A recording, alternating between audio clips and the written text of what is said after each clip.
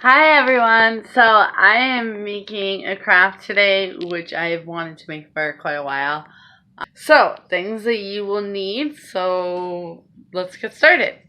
First off, you will need some little stones from the dollar store or foam. If you want to do it that way, you'll need a box and of course your incense, right?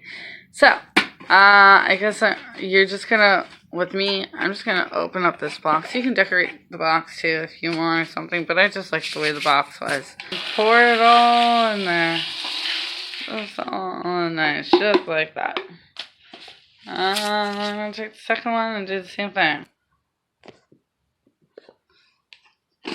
Okay, so now, I stopped the camera accidentally. So, yeah, from here, basically, you just want to take it and shove it in directly like this. Throwing your little incense in there. And I think that this is actually better than foam because you can just move it all around and it looks pretty. So, yeah, that's what I did for my incense.